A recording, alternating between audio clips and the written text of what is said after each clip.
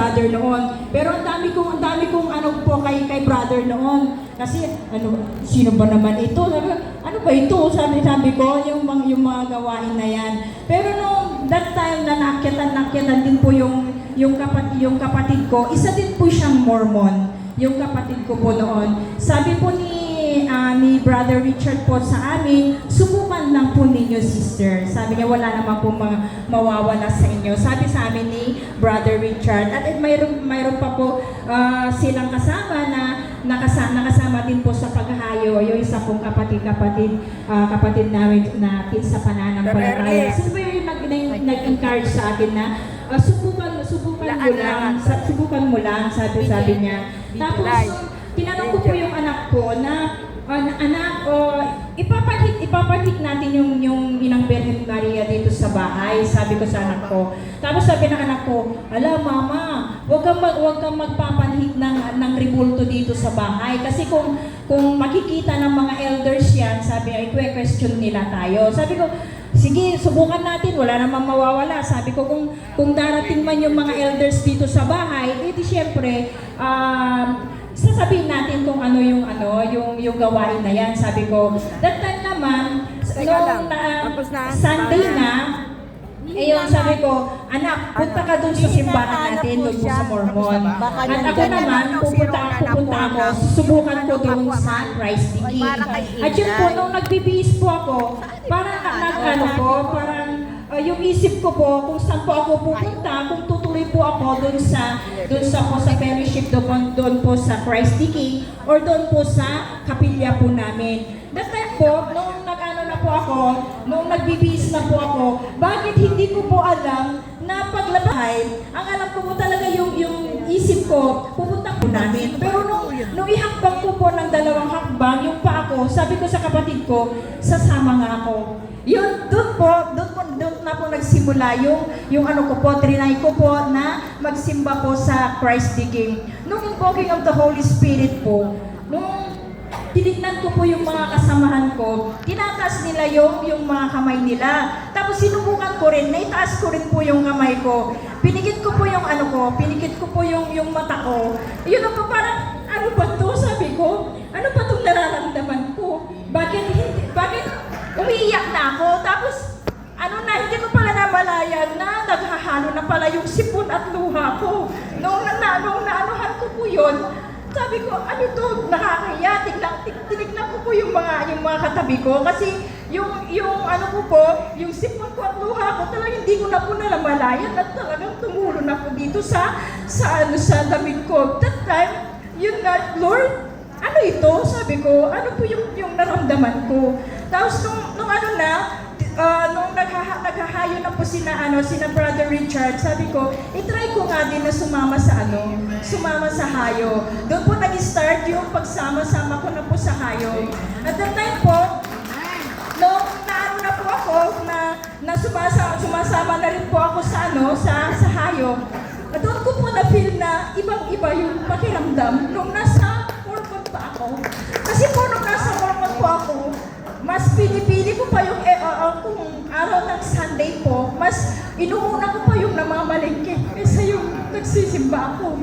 Pero nung nabuksan, unti-unting pinakita sa akin ni Lord yung mga kabutihan niya.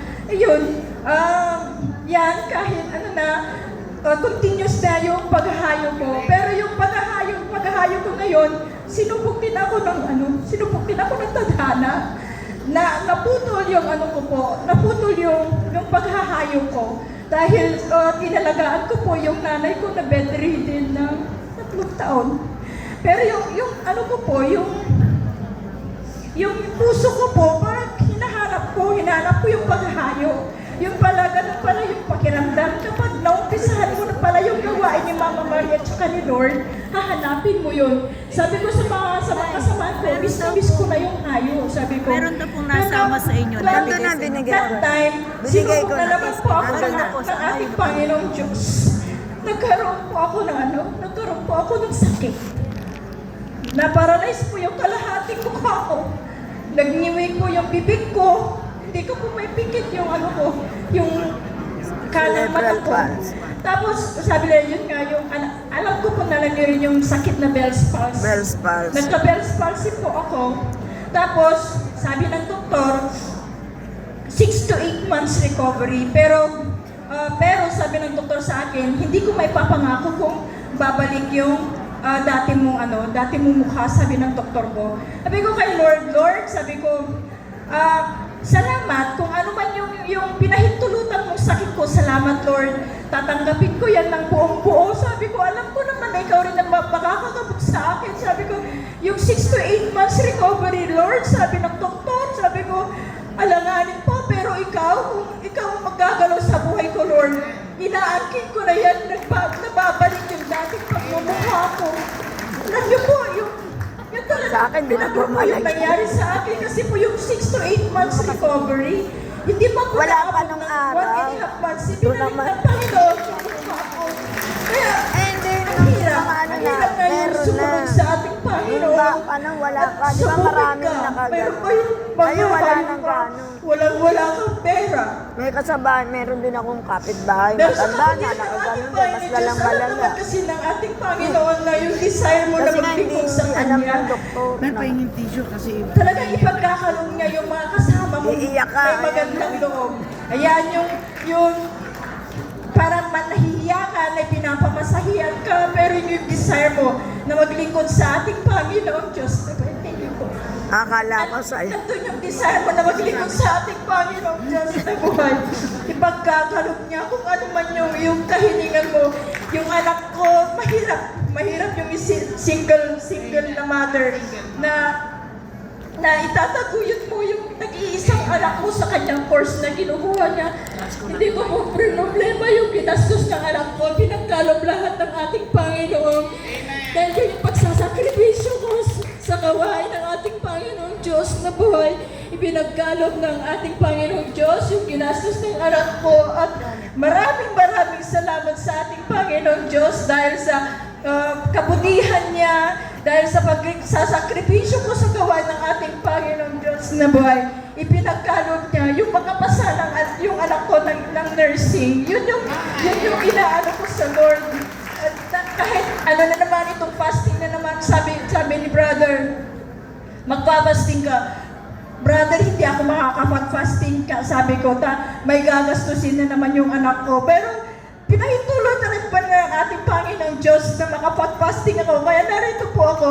At maraming salamat po dahil sa na-vision ko kanina dun sa Praising in the Sun. Sabi ko, nung pagpunta po natin, di ba, may liwanag po yung araw. Pero nandun na po tayo, biglang natakpan ng dilim yung araw. Sabi ko, Lord, paano namin makikita? Sabi ko, dahil natakpan na ng ulap yung araw, sabi ko, pero alam ko, Panginoon, gagalaw ka sa oras na ito, ipapakimita mo sa bawat isa sa amin kung ano yung gusto mong ipakita sa amin. Yun po, nung nag-ano po ako, biglang lumabas yung liwanag. Tapos nakita ko po na nag-form po siya ng hostya na parang pumipintig yung hostya po. At saka lumabas po yung lilac na kulay at saka kulay dilaw po. Maraming salamat po dahil naka-attend po ako ng 3 days fasting at nawa tayong lahat ay magtagumpay sa tatlong araw ng ating pag-aayon. Maraming salamat po.